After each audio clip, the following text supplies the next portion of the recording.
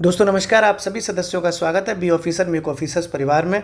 Modern history से जुड़ा हुआ अपना ये गवर्नर जनरल वाला कथा चल रही थी। तीसरा नंबर का ये वीडियो है साहब, ठीक है। तो अपनी कथा शुरू होगी आज, वो शुरू होगी अपन करेंगे यहाँ से, ठीक है। इधर लिखते हैं, लॉर्ड एम हर्स्ट नाम है एक, ठीक है।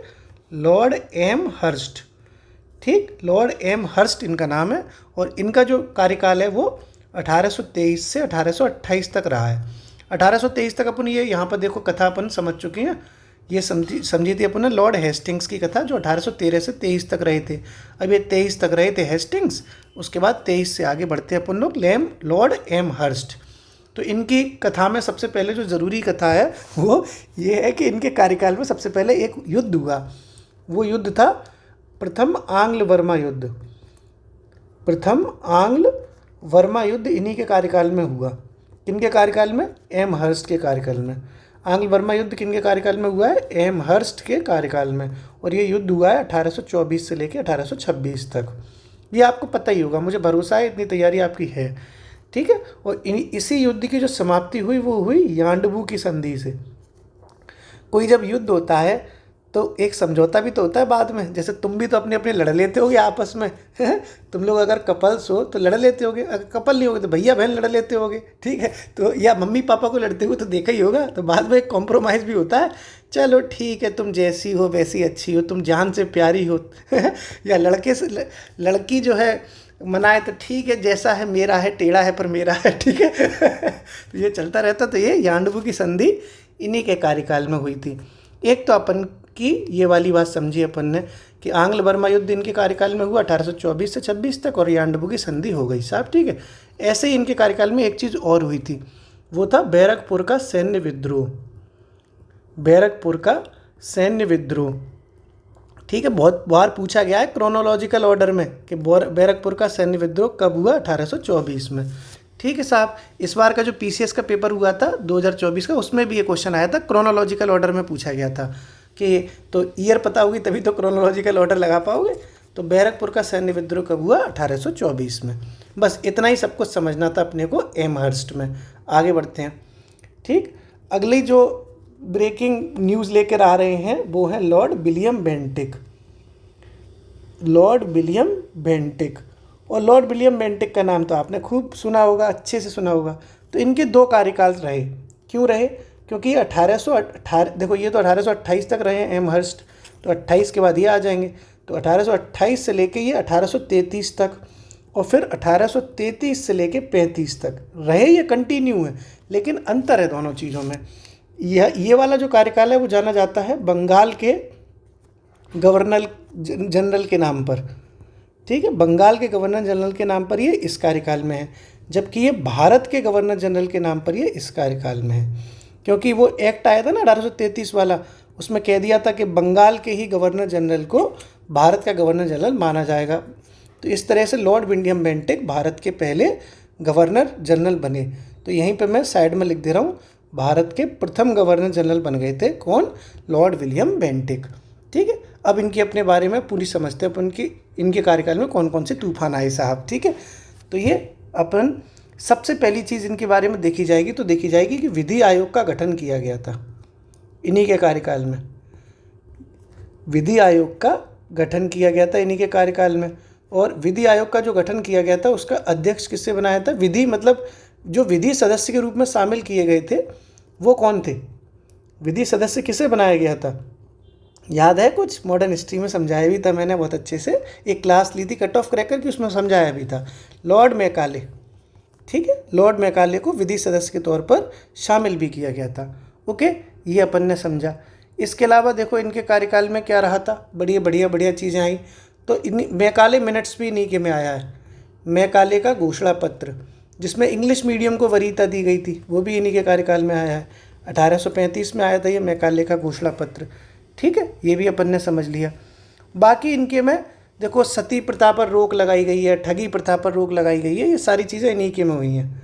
सती प्रथा पर रोक लगाई गई, वो भी विलियम बेंटिक के द्वारा लगाई गई 1829 में, ठीक। इसमें राजा राममोहन राय के द्वारा प्रयास किए गए थे। ट्रिपल आर का मतलब मैंने शॉर्ट में लिख दिया है, राजा राममोहन राय के प्रयास के द्वारा ये सती प्रथा पर रोक लगाई गई थी। ऐसे ही ठगी प्रथा पर भी रोक लगाई गई है। सती प्रथा क्या होती थी वो कि वो अगर पति मर जाएगा तो पत्नी को भी जला देंगे। और ठगी प्रथा ये थी कि खूब ठगा जा रहा था, तो ठगी प्रथा पर भी रोक लगाई गई थी लॉर्ड विलियम बेंटिक के कार्यकाल में, और ये 1830 में लगाई गई। ठीक है, और इसको ठगी प्रथा पर रोक लगाने के लिए विलियम बेंटिक साहब ने एक कर्नल नियुक्त कर दिए बढ़िया से। उनका नाम था colonel Sleeman. Colonel Sleeman colonel Sleeman का नेतृत्व रहा था कि आप जो है कोई भी अगर व्यक्ति ठगेगा किसी को तो आप उसको उड़ा देना। ठीक है, तो कर्नल स्लीमैन के नेतृत्व में ठगी प्रथा पर रोक लगाई गई थी। और ये कौन थे, किसके द्वारा लगाई जा रही है पूरा सब कुछ? विलियम बेंटिक के द्वारा। क्लियर? ओके। अब देखो इनने और क्या क्या तोप उखाड़ी अपने कार्यकाल में। तो आपने लॉर्ड कॉर्नवालिस का कार्यकाल देखा था पिछले वीडियो में। कॉर्नवालिस के कार्यकाल में 4 नए वो सर्किट न्यायालय बनाए थे। आपको बताया था, समझाया था कि 4 नए सर्किट न्यायालय बनाए थे। नहीं याद आ रहा? देखो मेरे पास सबूत भी है। देखो ये कॉर्नवालिस, इसी PDF में तो है सब कुछ। कॉर्नवालिस में देखो लिखा भी होगा। कॉर्नवालिस कहाँ चले गए? कॉर्नवालिस आते ही अभी आ रहे होंगे। देखो ये आ गए, ये आ गए, ये आ गए, ये देखो ये गए। देखो ये है ना लॉर्ड कॉर्नवालिस। तो लॉर्ड कॉर्नवालिस के टाइम पर ही देखो ये समझा था कि 4 नए सर्किट कोर्ट बनाए गए थे कलकत्ता, ढाका, मुर्शिदाबाद और पटना में। तो ये जो 4 नए सर्किट कोर्ट बनाए थे कॉर्नवालिस के द्वारा, उसको किसने ख़त्म कर दिया? ये सवाल IAS में पूछा भी जा चुका है। तो वो ख़त्म किया है साहब इसी ने। किसने? विलियम बेंटिक ने। ठीक, विलियम बेंटिक पढ़ रहे हैं अपन लोग, ये गए विलियम बेंटिक। इसी विलियम बेंटिक ने इसको ख़त्म कर दिया। किसको? जो 4 नए सर्किट कोर्ट बने थे। ठीक है, तो कॉर्नवालिस द्वारा बनाए गए, कॉर्नवालिस द्वारा बनाए गए सर्किट कोर्टों को समाप्त कर दिया इसने। ठीक है, सर्किट कोर्ट्स को ख़त्म कर दिया। किसने किया है? वो किया है लॉर्ड विलियम बेंटिक ने। और जब कोई चीज़ ख़त्म की तो कुछ तो शुरू भी हुआ होगा। तो क्या शुरू हुआ है? तो ये जो 4 नए सर्किट कोर्ट्स चलते थे वो चलते थे फ़ारसी लैंग्वेज में। ये जो कॉर्नवालिस के टाइम पर जो नए सर्किट कोर्ट खोले गए थे ना, वो 4 वो चलते थे फ़ारसी भाषा में। अब इसने, विलियम बेंटिक ने फ़ारसी भाषा के स्थान पर देसी भाषाओं को अपनाने की बात कही। ठीक है, ओके। इसी के हिसाब से लिख देते हैं यहीं पर, जो सर्किट कोर्ट्स थे उनको ख़त्म कर दिया और फ़ारसी भाषा के स्थान पर देसी भाषा में, ठीक है, देसी भाषा में न्यायालय स्थापित करने की बात कही। देसी भाषा में न्यायालय स्थापित करने के लिए सिफारिश करी इसने। और ये तो गवर्नर जनरल था, जो कहता था वो हो गया। तो देसी भाषा में न्यायालय खोले। ठीक है साहब, छोटे मोटे अपने न्यायालय इसने खोल दिए अपने हिसाब से। क्लियर? ये अपन ने समझ लिया पूरा लॉर्ड विलियम बेंटिक को अच्छे से। ओके, अब अपन थोड़ा सा और समझते हैं इसी के बारे में हल्का हल्का, कि इसने कई सारी चीज़ें करी थी। जैसे कुप्रशासन होता है, कुप्रशासन के आधार पर इसने कुछ राज्य हड़प लिए थे विलियम बेंटिक ने। ठीक है, तो कुप्रशासन के आधार पर इसने एक तो मैसूर को हड़प लिया था, एक इसने कुर्ग को और एक कछार को। इनकी कुछ रियासतों को इसने हड़प लिया था। ठीक है, रियासतों का विलय कर लिया था अपने अंग्रेजी साम्राज्य में। किसने किया है ये विलय? ये विलय किया है लॉर्ड विलियम बेंटिक ने। तो लॉर्ड, अभी तक अपन ने पूरी कथा समझते हैं रिवीजन करते हुए। लॉर्ड एमहर्स्ट ने क्या किया? प्रथम आंग्ल वर्मा युद्ध हुआ इसके कार्यकाल में 1824 से 26 तक, और आंग्ल वर्मा युद्ध की समाप्ति हो गई यांडबू की संधि से 1826 में। एमहर्स्ट के कार्यकाल में ही 1824 में बैरकपुर का सैन्य विद्रोह हो गया। ठीक है, फिर ये लॉर्ड विलियम बेंटिक आए। ये 1828 से 33 तक रहे बंगाल के गवर्नर जनरल बन के, जबकि 1833 से 35 तक रहे ये भारत के पहले गवर्नर जनरल बन के। इन्हीं के कार्यकाल में विधि आयोग का गठन किया गया, और जिसके सदस्य के तौर पर लॉर्ड मैकाले को शामिल भी किया गया। मैकाले का घोषणा पत्र भी आया, जिसमें इंग्लिश मीडियम को वरीयता दी गई। ठीक है, यहाँ लिख दूँ मैं, अंग्रेजी माध्यम अपना लिया गया था ना। यह चीज़ें हमने समझी थी शिक्षा के विकास में, अंग्रेजी माध्यम अपनाया भी था।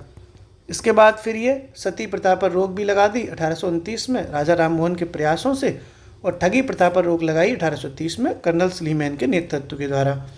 कॉर्नवालिस ने जो 4 नए सर्किट कोर्ट्स बनाए थे उनको ख़त्म करके फ़ारसी भाषा के स्थान पर देसी भाषा में न्यायालय खोल दिए। कुप्रशासन के आधार पर इसने मैसूर, कुर्ग और कछार की रियासतों का विलय भी कर दिया।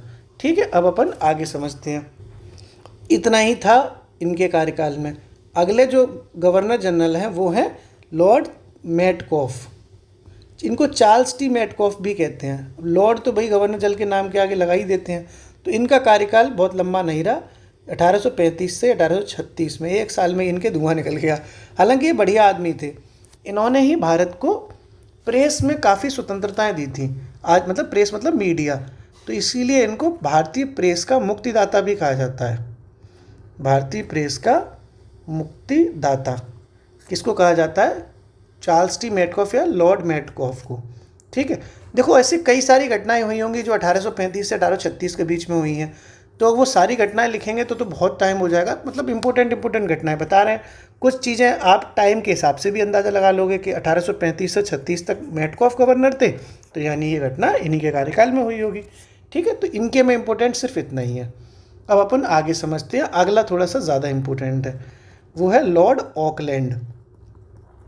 ये इम्पोर्टेंट है क्योंकि ये इनके टाइम पर इम्पोर्टेंट घटनाएं भी हुई हैं। इनका कार्यकाल रहा है 1836 से 1842 तक। किनका? लॉर्ड ऑकलैंड का। ठीक है, क्या क्या इनकी तूफानी काम हुए इनके यहाँ पर? तो देखो, सबसे पहले तो लॉर्ड ऑकलैंड के कार्यकाल में हम समझते हैं कि इन्होंने आंग्ल अफगान युद्ध का हिसाब किताब देखा। यानी प्रथम आंग्ल अफगान युद्ध इन्हीं के कार्यकाल में हुआ है। प्रथम आंग्ल अफगान युद्ध इन्हीं के कार्यकाल में देखा गया। प्रथम आंग्ल अफगान युद्ध कब हुआ है? 1839 से 1842 तक। प्रथम आंग्ल अफगान युद्ध ये इन्हीं के कार्यकाल में देखा गया था।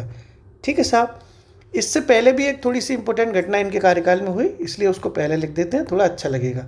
ठीक है, यहाँ लिख देते हैं। इससे पहले एक चीज़ ये है कि एक त्रिपक्षीय संधि भी हुई थी इन्हीं के कार्यकाल में। CDS के पेपर में ये पूछी जा चुकी है। त्रिपक्षीय संधि लॉर्ड ऑकलैंड के साथ जो हुई, उसमें कौन दो लोग और शामिल थे? ठीक है, तो त्रिपक्षीय संधि हुई थी, वो हुई थी 1838 में। और कौन दो लोग और शामिल हैं? तो पहली बात तो 1838 में हुई है, तो गवर्नर तो कौन हो गया? तो वो तो एक तरफ तो हो गए लॉर्ड ऑकलैंड। कौन हो गए? लॉर्ड ऑकलैंड, ये तो शामिल हो गई। प्लस राजा रणजीत सिंह का नाम आपने सुना होगा, वो भी शामिल थे इसमें। राजा रणजीत सिंह प्लस जो अफ़गान शासक थे शाह शुजा, वो भी शामिल थे। अफ़गान शासक शाह शुजा का आपने नाम सुना होगा। शाह शुजा, सूजे हुए हैं ये। ठीक है, तो शाह शुजा, ये 3 लोग इस त्रिपक्षीय संधि में 1838 में शामिल थे। ये संधि फेल हो गई, काम नहीं कर पाई, इसीलिए अफ़गानों से अंग्रेज़ों का युद्ध हुआ, जिसको कहते हैं आंग्ल अफ़गान युद्ध। पहला आंग्ल अफ़गान युद्ध 1839 से लेकर 1842 के बीच में हुआ था। ठीक है, ये आपने कौन से कार्यकाल में समझ रहे हैं? लॉर्ड ऑकलैंड के कार्यकाल में, जिनका कार्यकाल 1836 से 1842 तक है। ठीक है, अभी देखो कुछ चीज़ें और भी इनके कार्यकाल में तूफानी हुई। जैसे दिल्ली कलकत्ता पे एक रूट बनवाया था शेरशाह सूरी ने। तो शेरशाह सूरी का जो रूट बनवाया था, रोड बनवाया था, उसको कहते थे शेरशाह सूरी मार्ग। उसका नाम बदलकर इन्होंने GT रोड रखा था। ठीक है, तो शेरशाह सूरी मार्ग का नाम बदलकर GT रोड रख दिया। और किसने रखा है ये नाम? लॉर्ड ऑकलैंड के कार्यकाल में इन्हीं ने रखा। ठीक है, नाम बदलकर GT रोड रख दिया। किसने रखा? लॉर्ड ऑकलैंड ने। क्लियर है? ये क्वेश्चन आपके RO के मेंस में पूछा भी जा चुका है। तो ये सारी चीज़ें हम बहुत डेप्थ में आपको इसीलिए बताते हैं क्योंकि हम लोगों ने तो एक अच्छी स्टडी, मतलब पढ़ाई की नहीं कर रहा मैं ये स्टडी कह रहा हूँ कि आपको समझाने के लिए हम जब कोई कंटेंट लेके आते हैं तो पहले खूब अच्छे से स्टडी करते हैं चीज़ों को, कि कोई चीज़ 99% ना छूटे। 1-8% छूट जाए तो वो ह्यूमन नेचर है। हम लोग पूरा प्रयास करते हैं कि आपको सारी चीज़ें बता पाएँ। ठीक है, ये शेरशाह सूरी मार्ग का नाम बदलकर GT रोड किसने रखा? लॉर्ड ऑकलैंड ने। ठीक साहब, कोई दिक्कत तो नहीं है? आगे समझते हैं अपन लोग। ठीक, ये आपने लॉर्ड ऑकलैंड को भी समझ लिया। एक और गवर्नर जनरल चलते कर लेते हैं आगे, रिवीजन तो करते रहेंगे अपन लोग बार बार। अब है लॉर्ड एलनबरो। और लॉर्ड एलनबरो कब से शुरू होंगे? तो देखो, ये जब ख़त्म होते तो अगले शुरू होते हैं। ऑकलैंड कब ख़त्म हुए? 42 में, 36 से 42 तक थे। तो ये एलनबरो कब से शुरू होंगे? 42 से। 1842 से शुरू थे और 1844 में ये निपट गए। ठीक, तो ये लॉर्ड एलनबरो, इनके कार्यकाल को भी समझते हैं। ठीक है, तो सबसे पहले एलन बरो का उपनाम देखो, निकनेम देख लो भैया। निकनेम मैंने लड़कियों से खूब पूछा इंस्टाग्राम पे, मेरा कोई बढ़िया सा निकनेम बताओ। इंस्टाग्राम पे पूछा, यूट्यूब से पूछा, लड़कियों से इसलिए पूछा कि लड़कियां प्यारा नाम देती, अब लड़के रख देते संभव की जगह। संभव नाम है मेरा जैसे, तो लड़कों से मैंने पूछा तो एक ने बोला संभव दास रख लो, नाम अच्छा है। ठीक है, बताओ निकनेम रखवाना था कि उनने, निकनेम का मतलब होता है छोटा, इनने और बड़ा कर दिया मुझे। एक ने कही बब्बर शेर रख लो, बब्बर शेर। लड़के ऐसे नाम देते हैं। फिर मैंने लड़कियों से पूछा तो किसी ने कहा सोना, किसी ने कहा कुछ, किसी ने कहा शंभू, एक ने कहा शंभू। तो मैंने कहा यार शंभू तो भगवान का नाम है और शंभू तो नहीं रख रहे। तो फिर मैंने खुद ही अपना नाम डिज़ाइन कर लिया, सेम, #सेम। अपना नाम मैंने खुद ही बना लिया, निकनेम। ऐसे ही एलन बरो का एक निकनेम है साहब, ठीक है, वो है old man in Harry. Picture देखी आपने, इन्हीं का नाम है वो, old man in Harry, old man in Harry. ठीक है, ओल्ड मैन इन हैरी के नाम से, हैरी ठीक से लिख दूँ मैं, सही से नहीं लिख पाया ना, ओल्ड मैन इन हैरी के नाम से किस गवर्नर जनरल को जाना जाता है? तो जाना जाता है लॉर्ड एलन बरो को। ठीक है, और एलन बरो का कार्यकाल क्या है? 1842 से 44 तक। क्लियर है ना, कोई दिक्कत नहीं है। इन्हीं के कार्यकाल में सबसे बड़ी जो घटना मानी जाती है वो ये मानी जाती है कि एलन बरो के कार्यकाल में ही दास प्रथा का अंत कर दिया गया था। दास प्रथा है ना, दास प्रथा की समाप्ति की गई इन्हीं के कार्यकाल में। 1843, देखो ये की गई है 1833 के एक्ट से। आपको क्लियर करूं, 1833 का जो अधिनियम आया था उसके तहत दास प्रथा की समाप्ति की गई थी, लेकिन स्पेशली एक 1843 का एक्ट लाया गया था दास प्रथा को ख़त्म करने के लिए। तो दास प्रथा को ख़त्म करने के लिए 1833 का एक्ट और 1843 का एक्ट, ऑप्शन में अगर दोनों साथ में हो तो 43 मारना। हालांकि अभी तक ऐसा कभी नहीं हुआ कि दोनों ऑप्शन साथ आए हों, अलग अलग आए हैं। 1843 के एक्ट का गठन 1833 के एक्ट के तहत ही किया गया था। ठीक है, तो 1843 के एक्ट के तहत ये एक रूल 5 था। ठीक है, रूल 5, उसके तहत पूरा ये ख़त्म किया गया था। ठीक है, रूल 5, 1843 के एक्ट के तहत रूल 5 के द्वारा दास प्रथा ख़त्म की गई थी। क्लियर है, मैंने आपको सारी चीज़ें डिटेल में बताने की कोशिश करी है ताकि आपके क्वेश्चंस हो जाएं साहब। ये आपने एलन बरो में समझा।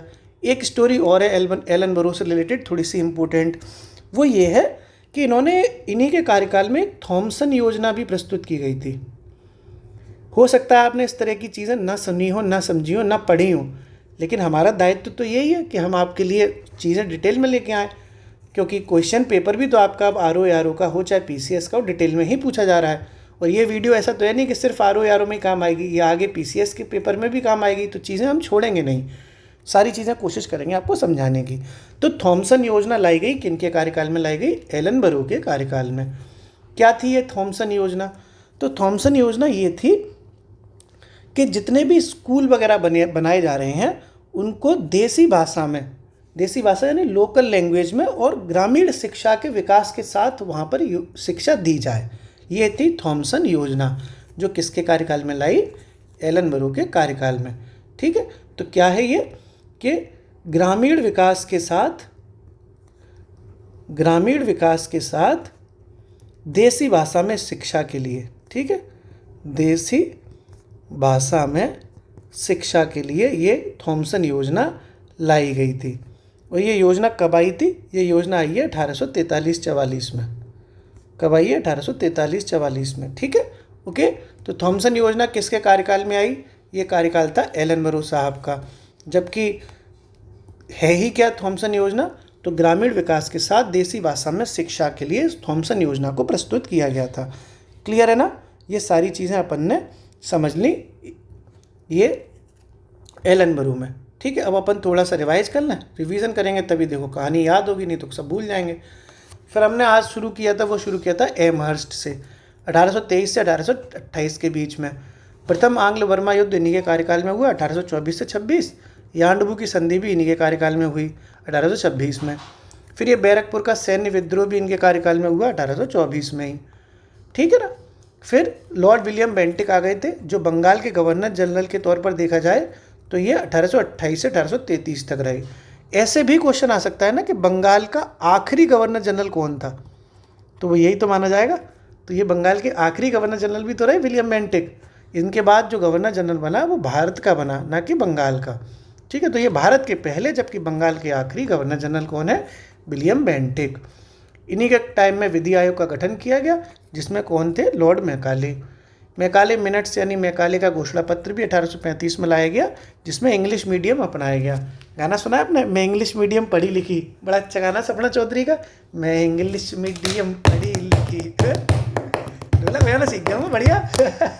अब आगे देखो, फिर ये सती प्रथा पर रोक लगा दी थी राजा राम मोहन राय के सहयोग से 1829 में। फिर ये ठगी प्रथा पर रोक लगा दी 1830 में कर्नल सलीमैन के नेतृत्व में। हमारी कोशिश दोस्तों यही रहती है कि हम आपको वीडियो के साथ साथ ही याद करा दें। PDF हम इसकी सेंड कर ही देंगे, तीन वीडियो होंगे, आज ही कर देंगे, ठीक है। फिर देखो, कॉर्नवालिस द्वारा बनाए गए सर्किट कोर्ट्स को इसने ख़त्म कर दिया। किसने ख़त्म किया, विलियम बेंटिक ने। फारसी लैंग्वेज के स्थान पर देसी लैंग्वेज में न्यायालय खोले जाने की बात हुई, किनके द्वारा, विलियम बेंटिक के द्वारा। और विलियम बेंटिक ने ही कुप्रशासन के आधार पर मैसूर, कुर्ग और कछार की रियासतों का विलय कर लिया था। कौन कौन, मैसूर, कुर्ग और कछार की रियासतों का विलय किसने किया है, लॉर्ड विलियम बेंटिक ने। किसके आधार पर किया है, कुप्रशासन के आधार पर। फिर ये लॉर्ड मैटकॉफ आ गए थे 1835 से 36 में। इन्हें भारतीय प्रेस का मुक्तिदाता कहा जाता है। तो क्वेश्चन आया, भारतीय प्रेस का मुक्तिदाता किसे कहा जाता है, लॉर्ड मैटकॉफ को।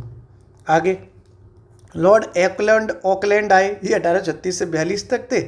इनके कार्यकाल में ये त्रिपक्षीय संधि हुई, जिसमें ऑकलैंड साहब खुद, राजा रणजीत सिंह और अफगान शासक शाह सूजा, ये 3 लोग शामिल थे। 1838 में ये संधि हुई थी, लेकिन ये संधि सफल नहीं रही, इसलिए युद्ध हो गया। प्रथम आंग्ल अफगान युद्ध 1839 से 1842 तक किसके कार्यकाल में हुआ है, ये लॉर्ड ऑकलैंड के कार्यकाल में। ठीक है, प्रथम आंग्ल अफगान युद्ध किसके कार्यकाल में हुआ है, लॉर्ड ऑकलैंड के कार्यकाल में। इन्हीं लॉर्ड ऑकलैंड ने शेरशाह सूरी मार्ग का नाम बदलकर GT रोड रख दिया। तो GT रोड किसने रखा है, लॉर्ड ऑकलैंड ने। ठीक है, फिर ये लॉर्ड एलन बरो आ गई। ठीक है, एलन बरो 1842 से 1844 तक रहे। इनका नाम क्या है, ओल्ड मैन इन हैरी। इनका निकनेम है ओल्ड मैन इन हैरी। इनके कार्यकाल में दास प्रथा का अंत कर दिया गया 1833 के एक्ट से, जबकि स्पेशली देखा जाए तो इसके लिए अलग से एक अधिनियम बना दिया था 1843 का, जिसमें रूल 5 के तहत दास प्रथा की समाप्ति कर दी गई थी। इन्हीं के कार्यकाल में थॉमसन योजना प्रस्तुत की गई, जो 1843 से 44 में थी, और जिसमें कहा गया था कि ग्रामीण विकास के साथ देसी विकास में शिक्षा, देसी भाषा में शिक्षा दी जाए। ठीक है, ये थॉमसन योजना कब आई है, 1843-44 में, जबकि गवर्नर कौन है इस वक्त, लॉर्ड एलन बरो। आगे देखते हैं अपन, जो अगले गवर्नर हैं वो हैं लॉर्ड हॉर्डिंग प्रथम, लॉर्ड हॉर्डिंग प्रथम फर्स्ट। ठीक है, इनका जो कार्यकाल है वो 1844 से 48 तक है, लॉर्ड हॉर्डिंग प्रथम। हॉर्डिंग प्रथम के कार्यकाल में 2 चीज़ें बहुत इम्पोर्टेंट हैं। एक तो ये है कि इन्हीं के कार्यकाल में पहली बार आंग्ल सिख युद्ध हुआ। प्रथम आंग्ल सिख युद्ध हुआ था इन्हीं के कार्यकाल में। आंग्ल सिख युद्ध, प्रथम आंग्ल सिख युद्ध हुआ 1845-46 में। ठीक है साहब, तो प्रथम आंग्ल सिख युद्ध हुआ 1845-46 में। तब गवर्नर कौन था, भारत का गवर्नर जनरल कौन था, लॉर्ड हॉर्डिंग प्रथम। और ये युद्ध समाप्त हुआ, भाई युद्ध हो गया, आंग्ल सिख युद्ध, यार लिखना भूल गया मैं, अब लिख दे रहा हूँ। ठीक, प्रथम आंग्ल सिख युद्ध, ये संधि के तहत ही तो समाप्त होंगे। तो कौन सी संधि हुई साहब, अब हुई है लाहौर की संधि। और लग दी लाहौर दिया, गाना सुना आपने, तो ये लाहौर की संधि के तहत ये युद्ध समाप्त हुआ। ठीक है, फिर अपन इसके अब अपन आगे बढ़ते हैं, मतलब इसी के लॉर्ड हॉर्डिंग के कार्यकाल में और घटनाओं को देखते हैं। ये आंग्ल सिख युद्ध तो अपन ने समझ लिया। ठीक है, इसी के साथ में एक जनजाति चलती थी उड़ीसा में, उसको कहते थे खोंड जनजाति। ठीक है, खोंड जनजाति चलती थी, और वहाँ जनजाति चलती क्या थी, मतलब जनजाति थी वहाँ पर। इस जनजाति के बीच में एक प्रथा थी जिसको कहते थे नरबली प्रथा। नरबली मतलब इंसानों की बलि दी जाती थी। तो खोंड जनजातियों के मध्य एक प्रचलित थी नरबली प्रथा। ठीक है, प्रचलित नरबली प्रथा पर रोक लगवा दी थी लॉर्ड हॉर्डिंग ने। नरबली प्रथा पर रोक लगवा दी थी ठीक है, किसने? लॉर्ड हॉर्डिंग प्रथम ने। ओके, लॉर्ड हॉर्डिंग प्रथम ने क्या किया था? ये रोक लगवा दी थी नरबली प्रथा पर। किसने लगवाई है? लॉर्ड हॉर्डिंग प्रथम ने। और आंग्ल सिख युद्ध किसके कार्यकाल में हुआ? 1845 से 46 के बीच में ये लॉर्ड हॉर्डिंग प्रथम के कार्यकाल में हुआ, जो लाहौर की संधि से ही समाप्त हुआ। ठीक है, तो आज इतनी रखते हैं, क्योंकि मैं नहीं चाहता कि आप लोग एक ही दिन में ख़त्म हो जाए इतने सारे याद कर करके, क्योंकि ये याद नहीं करेंगे। अगर मतलब कुल मिलाकर हम ज़्यादा कंटेंट करेंगे ना तो याद नहीं हो पाएगा आपको। तो धीरे धीरे करो, भले ही कम हो, क्योंकि कट ऑफ पार करनी है, विद्वान नहीं बनना। तो जाते जाते 2 सवाल कमेंट में बता के जाओ, पहला सवाल और दूसरा सवाल। ठीक है, कमेंट में बताओ। आप पहला बताओ कि किस मुगल सम्राट को लंपट मूर्ख की संज्ञा दी जाती है? लंपट मूर्ख कहते हैं उस मुगल सम्राट को। ये जो उत्तरवर्ती मुगल सम्राट हुए ना बाद में, उनमें से एक वो। तो आप एक तो बताओ लंपट मूर्ख किसे कहते हैं। दूसरा क्वेश्चन आप ये बताओ कि आपने जब औरंगजेब का नाम सुना होगा ना, औरंगजेब का, तो औरंगजेब ने गोलकुंडा को कब्जा लिया था। खूब आपने सुना होगा औरंगजेब के कार्यकाल में कि गोलकुंडा पर औरंगजेब ने हथियार लिया था। तो तब गोलकुंडा का शासक कौन था बताओ? यूपीपीसीएस प्री 2020 में आया ये सवाल। ठीक है, 2020 का प्री का सवाल है ये, ऐसा नहीं कोई फर्जी सवाल है। तो औरंगजेब ने जब गोलकुंडा को मुगल साम्राज्य में मिलाया तो गोलकुंडा का शासक कौन था? दोनों क्वेश्चन आप कमेंट बॉक्स में बताओ।